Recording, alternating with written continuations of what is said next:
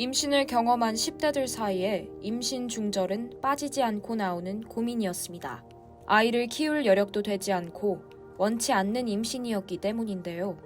통계청에 따르면 10대 청소년의 출산 수는 매년 조금씩 줄어들고 있습니다. 하지만 10대 산모가 줄어들고 있다고 해서 10대 청소년의 성관계와 임신 사례가 대폭 줄었다고 보긴 어렵다는 게 전문가들의 분석입니다. 출산 통계 이면의 숨은 부분에 주목할 필요가 있다는 겁니다. 실제 출산 수가 줄고 있는 부분에 대한 그 원인을 찾는 방법으로 접근을 해야 할 것 같습니다. 첫 번째는 가임기 청소년의 인구 수가 절대적인 수가 감소됐다는 것도 하나의 원인이 될 수 있고요. 두 번째는 사후 피임약에 대한 처방 건수가 급증하고 있는데 문제는 요즘에 젊은 10대나 20대들한테는 불법 의약품인 임신 중절 의약품이 많이 판매되는 걸로 봐서 미프딘과 사후 피임약 인터넷을 위한 어떤 구매가 이런 결과를 초래하지 않았나 하는 생각이 듭니다. 임신 중절을 고민하는 10대가 가장 많이 찾는 곳은 인터넷이었습니다. 온라인에는 임신과 관련된 10대의 고민이 연이어 올라왔고 이곳에선 임신 중절 약물이 버젓이 유통되고 있었습니다. 불법 임신 중절약을 양도한다고 SNS에 글을 올린 판매자에게 직접 문의를 해봤습니다.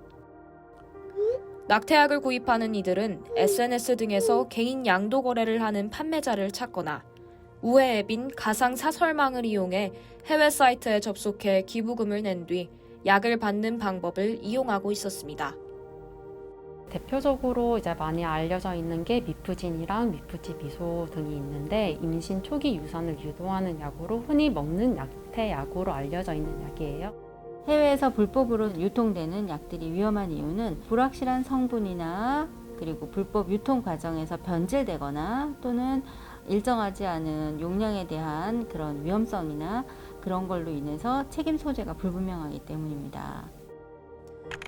2019년 헌법재판소는 낙태죄를 규정한 형법 조항에 헌법 불합치 결정을 내렸습니다. 하지만 이를 대체할 입법이 이뤄지지 않아 현재 3년째 공백 상태에 머무르고 있는데요. 불법으로 판매되는 임신 중절 약품에 대해 식약처와 대한약사회가 모니터링을 진행하고 있지만 여전히 음지에서 거래되고 있는 실정입니다. 임신한 것 같은데 만약에 내가 임신 중절을 하고 싶으면 어떻게 해야 되냐, 어느 병원을 소개해 줄 수 있냐, 약 구할 수 있냐, 뭐 이런 이야기들을 하죠. 물론 낙태죄가 폐지는 되었지만 공식적인 어떤 것이 아직 대안이 마련되어 있지 않기 때문에 그런 공백이 있는 사람들에게 적극적으로 지원을 해줘야 되는데 지원을 못하고 있는 상황인 거고, 그러다 보니까 사람들이 이제 페이스북이나 트위터나 이렇게 SNS를 통해서 정식 루트가 아닌 루트의 방식으로 약을 구매하거나 병원을 소개받거나 하는 방식으로 되게 안전하지 못하게 하고 있잖아요.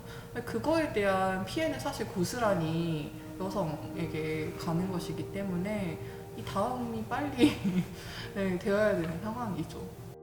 성장 중인 10대 청소년이 겪는 임신은 이들에게 악영향을 줄 수 있다고 하는데요. 부작용은 현장에서 실제로 나타나고 있었습니다. 이제 미프딘을 사용하고 최근 들어서 산부인과에 내원하는 환자들이 많이 증가하고 있는 것은 사실입니다. 자궁 및 난소 같은 그 기능들이 생식기가 아직 성숙되지 않은 상태이기 때문에 임신을 했을 때에 대한 여러 가지 문제점들이 많이 발생을 해요. 신체적인 문제뿐만 아니라 정신적인 문제들도 이제 함께 10대들은 왜 부작용과 불안함을 감수하면서까지 불법 낙태약을 구입하는 걸까요?